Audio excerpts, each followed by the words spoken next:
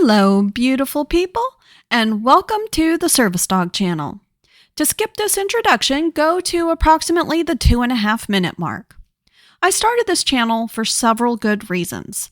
To educate the public about service dogs, business owners about how to handle service dog situations, service dog handlers and potential service dog handlers about the ADA guidelines regarding service dogs, and to caution any potential service dog handlers about just what they are getting themselves into. I also plan to bring you the latest service dog news, court rulings, and interviews with people in the service dog community. Finally, the purpose of my channel is to discuss all things service dog related. I believe everyone needs to be educated about service dogs, whether you're a person who needs a service dog, a business owner, a medical professional, or even just a member of the public who sometimes encounters a service dog. The more everyone knows about service dogs, the less likely that any harm will come to the dog, the handler, business owners, and the public in general. Please note that I am not a professional service dog trainer or a disability lawyer, or lawyer of any kind for that matter. Any information I give you is from my personal experience or information that I've gathered from the internet, like news articles and ADA guidelines. For those who don't already know, ADA stands for the Americans with Disabilities Act, and it is enforced by the Department of Justice, otherwise known as the DOJ. The Department of Justice is an entity of the federal government. My understanding is that when state law and federal law conflict with each other, the federal law overrules the state law. That being said, allow me to introduce myself. My name is T.L. Paris, and I am the content creator of the Service Dog channel. I also own a publishing company called Paris Press. I'm in the process of writing a book right now about overcoming grief when you suffer the loss of a pet.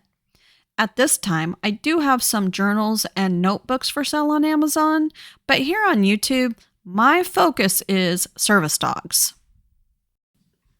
This is part 1 of a 2-part series about what businesses need to know about service dogs. Much of what I'm going to tell you is taken word for word from the ADA website. It's not a copyright violation because at the end of each document it says, duplication of this document is encouraged. I'm verbally duplicating much of what the ADA documents say. Let's begin with part 1 of this series. Whether you're a business owner or an employee, you need to know how to handle service dog situations. I'm going to tell you what the Department of Justice says you can and cannot do when you encounter a service dog. As with the rest of my videos, this information applies only to service dog teams in the United States.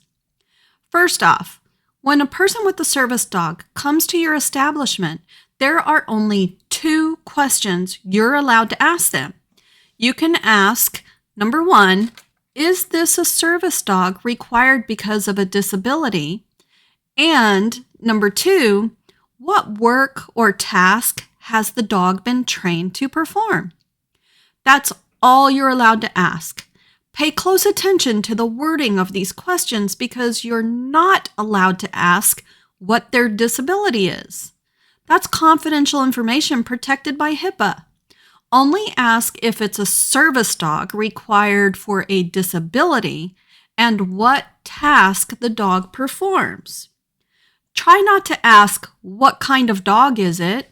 Because this implies that you're asking what their disability is. That's because the answer to what kind of dog is it could be, this is a PTSD dog, or this is a diabetic alert dog, or this is a seizure alert dog.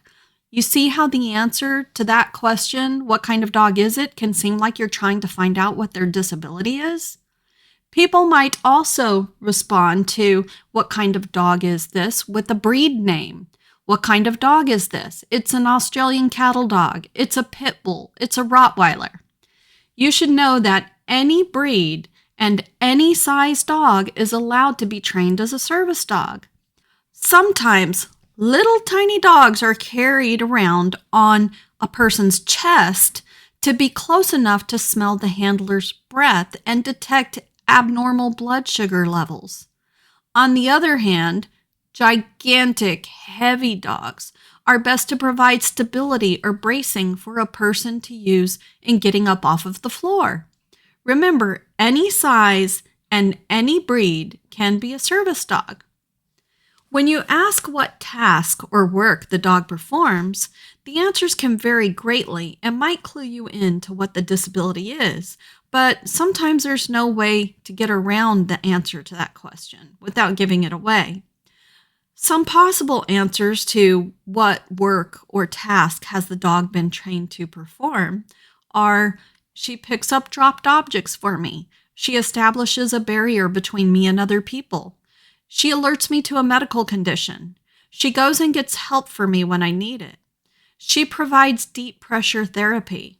She elevates my legs if I pass out. She provides a counterbalance. You get the idea. So the answer to the first question should only be yes or no.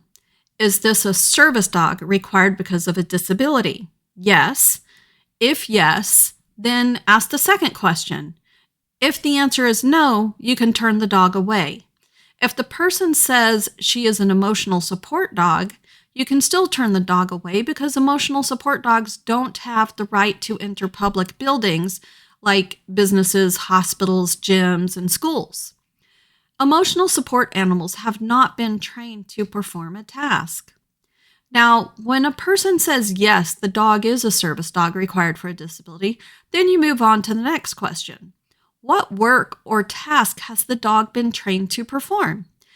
If they can't name a task, you can turn the dog away. If the person says it's none of your business, you can turn the dog away. If the person says they make me feel better when I'm sad, follow up with what has the dog been trained to do. Acceptable answers could be that the dog interrupts self-harm, or the dog interrupts crying, or something of that nature, which would be a task that a dog has to be trained to do.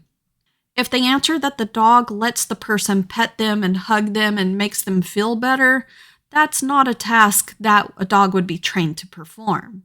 This is a quote from the ADA website. The ADA makes a distinction between psychiatric service animals and emotional support animals. If the dog has been trained to sense that an anxiety attack is about to happen and takes a specific action to help avoid the attack or lessen its impact, that would qualify as a service animal. However, if the dog's mere presence provides comfort, that would not be considered a service animal under the ADA. Can you demand to see the dog perform a task to prove it's a real service dog? No. Staff are not allowed to require that the dog demonstrate its task or ask about the nature of the person's disability. One more time, and you should write these questions down and train all employees on how to ask these questions. Is this a dog required for a disability? Yes or no? What work or task has the dog been trained to do? Now let's move on to asking for proof that the dog is a service dog. Can you ask for documentation, certification, registration, a special ID, vaccination, or training records? Absolutely not. Under no circumstances can you request ID or documentation. I know this doesn't seem fair to businesses because anybody can walk in the door with a pet and claim that it's a service dog. And many people do just that. But you're required to assume that their answers are truthful. Staff are not allowed to request any documentation for the dog at all, ever. I know it seems unfair that you have to rely on a person's word, but look at it from the other side. There are people with disabilities living on a very low income who can barely afford food from one paycheck to the next. They can't afford a dog that has been trained by professionals, which cost upwards of $20,000, but they can train their own dog at home by themselves for free. They invest a lot of time into training their dogs, and when the dog is fully trained, do they get a certificate or paperwork of any kind? Is there a government test for service dogs? No. That would cost so much money to the government, and the cost would be passed on to the people with the disabilities. Look it up on Google. In 2021, the median income for employed Americans with disabilities was only $28,438 compared to $40,948 for those without disabilities. Working age adults with disabilities are also almost twice as likely to have incomes below 200% of the federal poverty level than those without disabilities. Contrary to what you may have seen or heard, there is no such thing as a service dog certification or registration. If you don't believe me, just Google the words service dog, ADA, and FAQ for frequently asked questions, or click on that link in the description box below this video. When you find the website, scroll down to the section that says Certification and Registration. This is exactly what it says word for word. Does the ADA require that service animals be certified as service animals? The answer is no. Covered entities may not require documentation such as proof that the animal has been trained, certified, or licensed as a service animal as a condition for entry. The ADA guidelines go on even further to state this. There are individuals and organizations that sell service animal certification or registration documents online. These documents do not convey any rights under the ADA, and the Department of Justice does not recognize them as proof that the dog is a service animal. That means all of those websites that sell documentation, certifications, ID cards, and all things service dog related, they are only out to make money by selling people with disabilities things they do not need.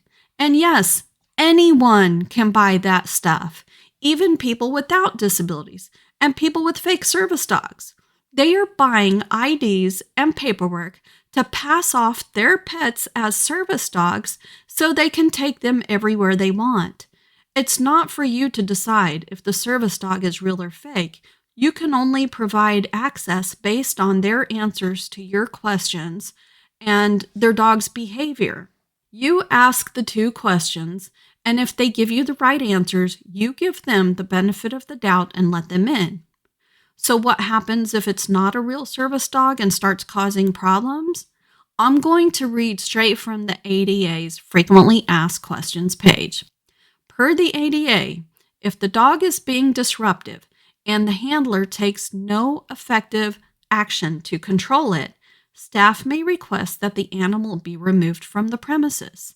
The ADA requires that service animals be under the control of the handler at all times. The service animal must be harnessed, leashed, or tethered while in public places unless, so there are exceptions, unless these devices interfere with the service animal's work or the person's disability prevents the use of these devices. In that case, the person must use voice, signal, or other effective means to maintain control of the animal. For example, a person who uses a wheelchair may use a long retractable leash to allow their service dog to pick up or retrieve items. She may not allow the dog to wander away from her and must maintain control of the dog even if it's retrieving an item at a distance from her. Or a returning veteran who has PTSD and has great difficulty entering unfamiliar spaces may have a dog that is trained to enter a space, check to see that there are no threats, and come back and signal that it's safe to enter. The dog must be off leash to do its job, but may be leashed at other times. The term under control also means that a service animal should not be allowed to bark repeatedly in a lecture hall, theater, library, or other quiet place. However, if a dog barks just once, or barks because somebody has provoked it, this would not mean that the dog is out of control. My service dog has been stepped on so many times. When she would lay under a table at a restaurant, she would inevitably stretch out and go to sleep. Sometimes she stretched her paws or tail out so far that a waitress has stepped on her. Of course, she's going to yelp or bark. And every time they apologize and say they didn't know there was a dog there. Please be sure to watch part 2 of this video for the rest of the information businesses need to know about service dogs.